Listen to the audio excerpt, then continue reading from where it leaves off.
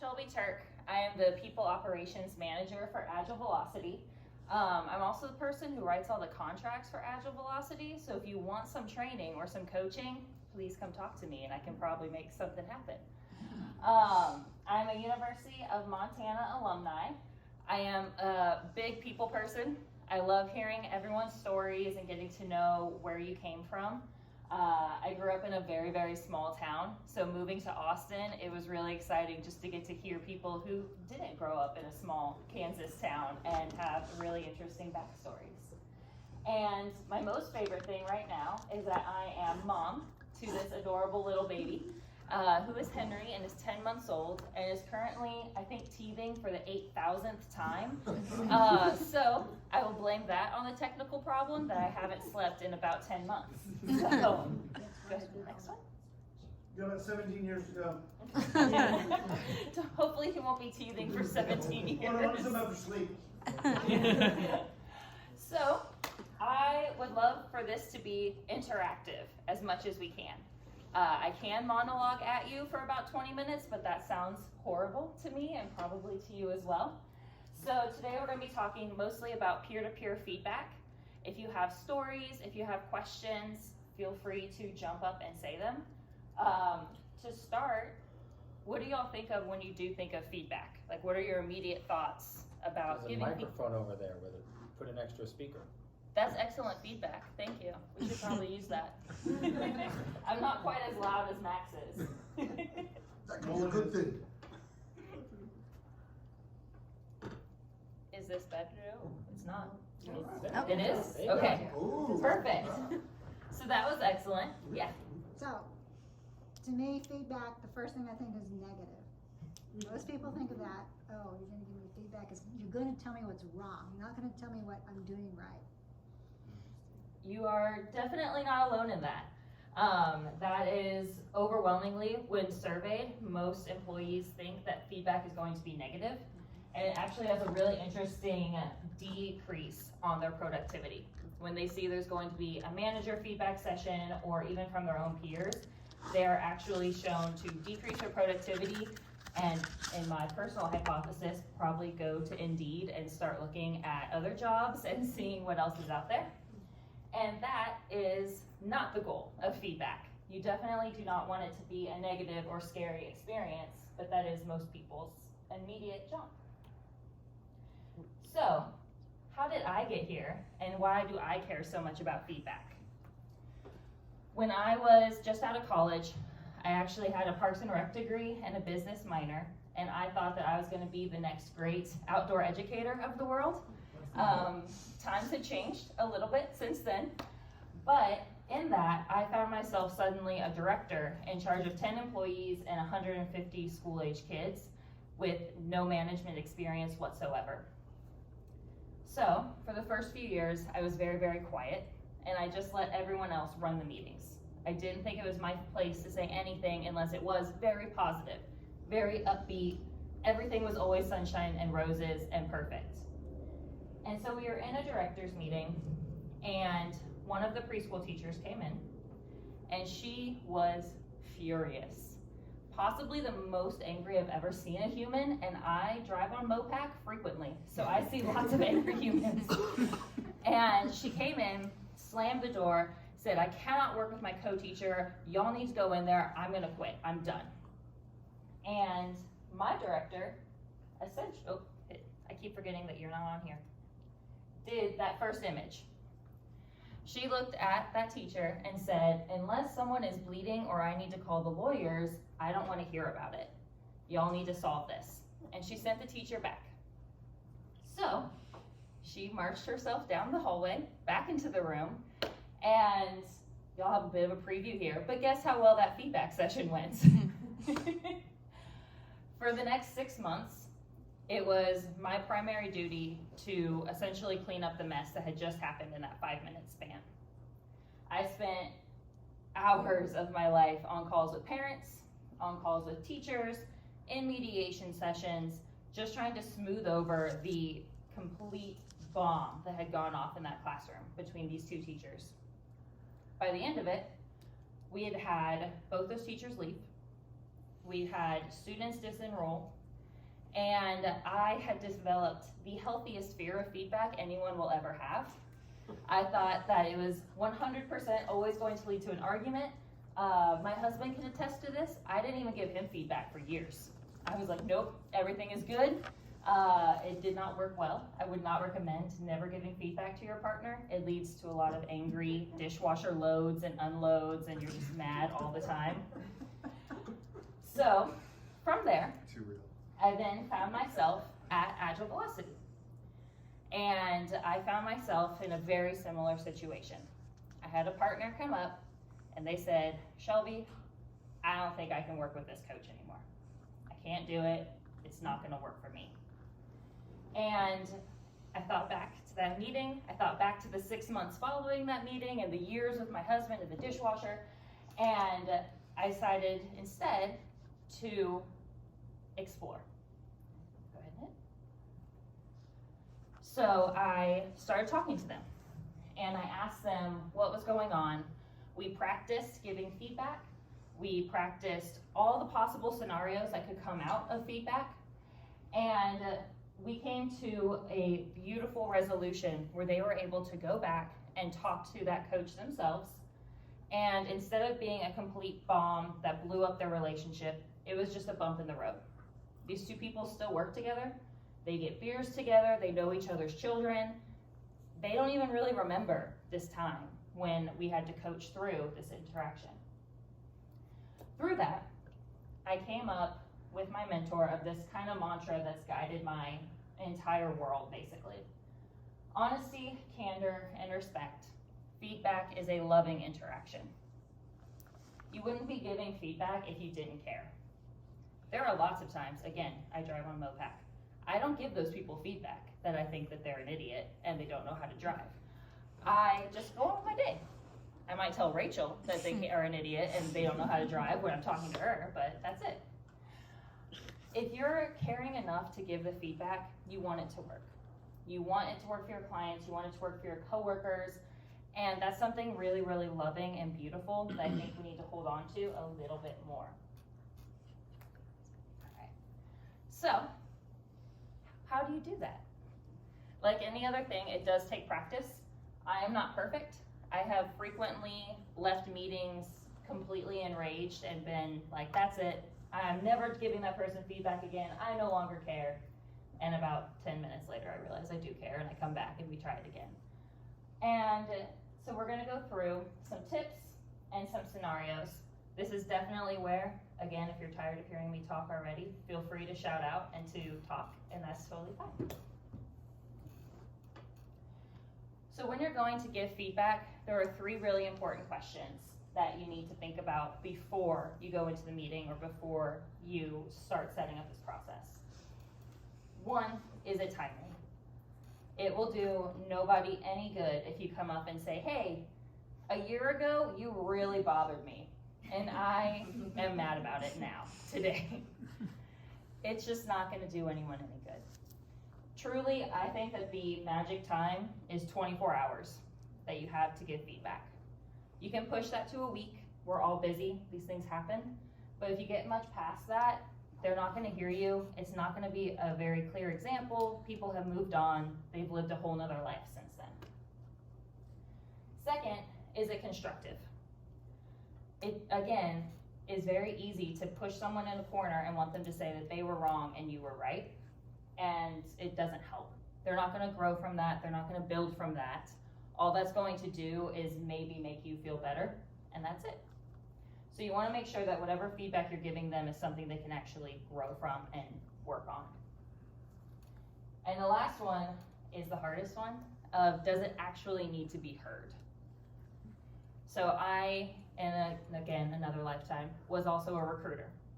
I interviewed hundreds of people, and I always thought it was really important to tell them why I didn't give them the job, why they didn't move forward. I just thought that was the most kind thing I could do for people. And then I had one particular interviewee who had possibly the most prickly personality I've ever met in my life.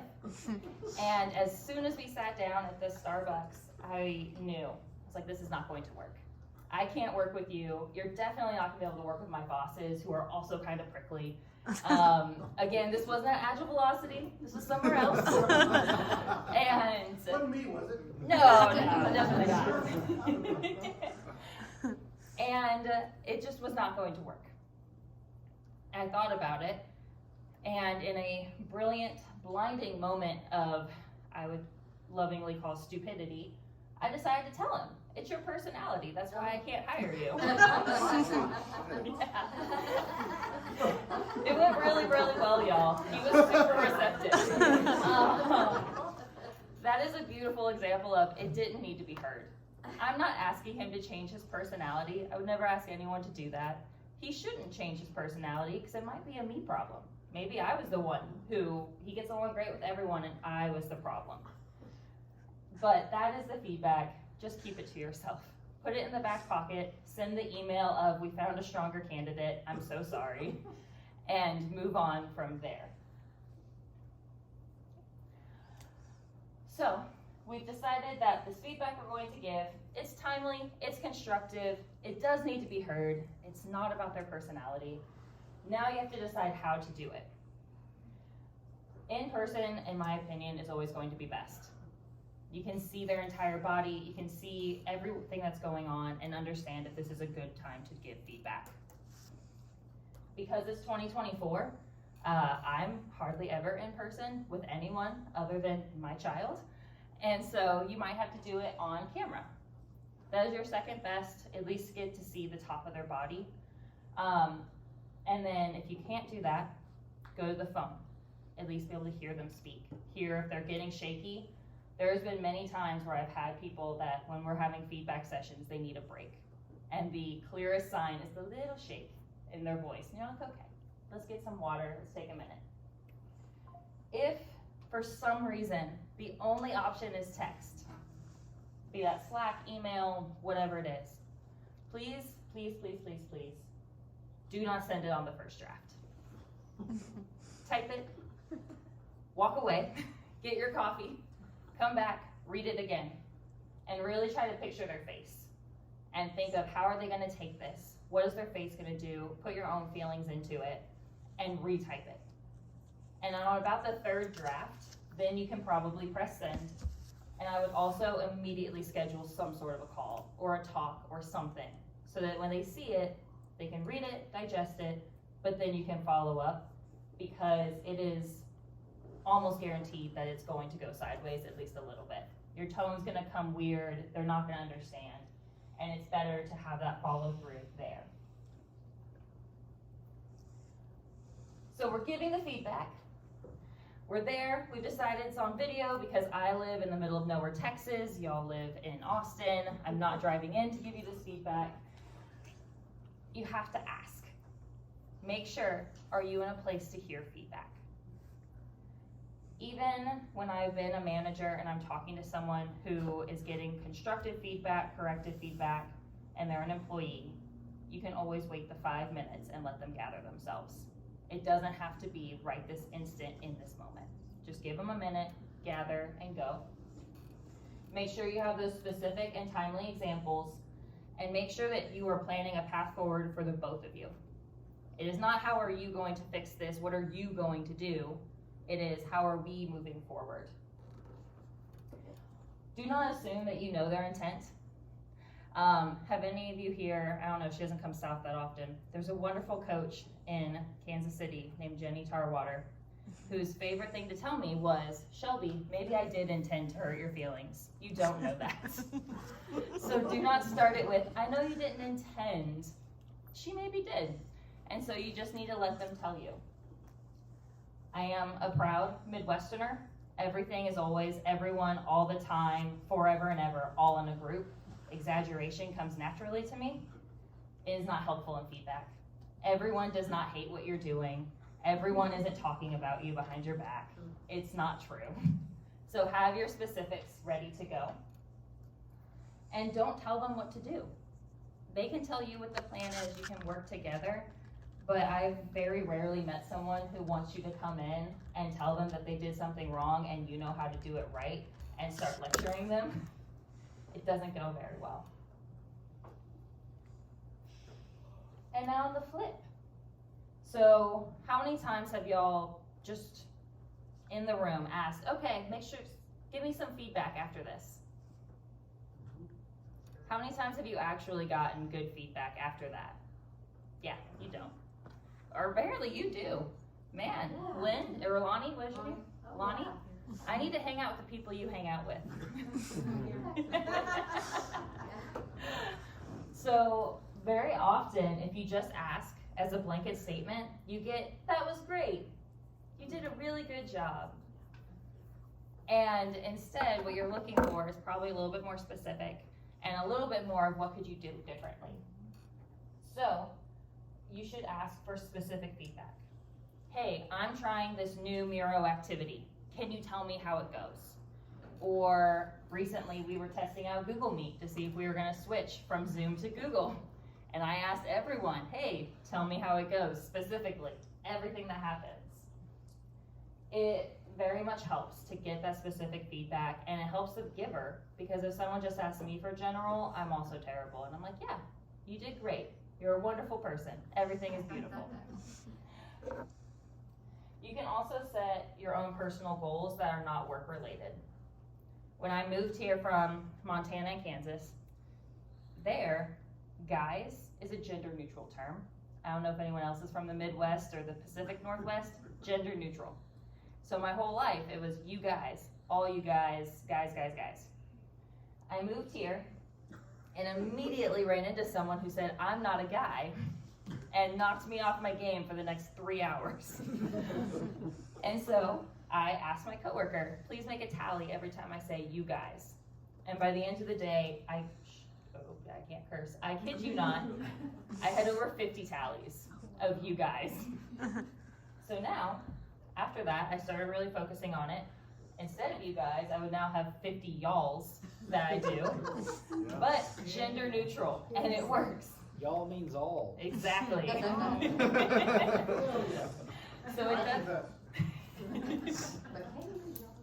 So it doesn't have to be something work related. It doesn't have to be something that's this huge professional development plan. It can be that you're from a small town in Kansas and guys was gender neutral, and now you need the y'all means all. And then the last bit to really make sure you're doing, don't always get feedback from the same person. Rachel, as you all know, works with me and is super nice and will always tell me I'm doing great. I have never made a mistake. And that's not great for me. So you have to go and get other people who will tell you that you've made mistakes and will catch different mistakes and point them out to you. You need the person who's gonna say, hey, there's a microphone right there. Do you wanna pick it up and maybe use it? Because that's very helpful and it'll help you grow and move forward. All right, so imagine that you got this. That client presentation you gave last quarter really hurt us. Honestly, I'm not sure if we can recover this relationship. What can you do with that feedback? Follow up. Can I get some clarification here? Tell me more. Exactly. You have lots of questions. None of this is anything that I've said you should try to do, other than it is in English, which is helpful for this group of people, but that's really it. It's not timely, it's not constructive, you don't know what you did wrong, and it is a huge exaggeration that one person ruined the entire client relationship forever. And That- It's so feelings based. It is. It's so feelings. There's nothing here that you can really build upon. There's nothing truly good about this sentence at all. That's why I found it and decided to hold on to it forever. So the better way to word this, go ahead, would be directly after the presentation, so you know what presentation you're talking about in our hypothetical world. And to start with, how do you think it went? Maybe you know that, ooh, that went really badly. That we need to work on this. You can point out that you noticed there were a few questions that indicated they weren't following along. So you're pointing out something that you observed. Again, it's not you did something wrong, it's I noticed this. And then what can we do next time to overcome it? So you're allowing them the out of how can we move forward, how can we go together and really continue to get better.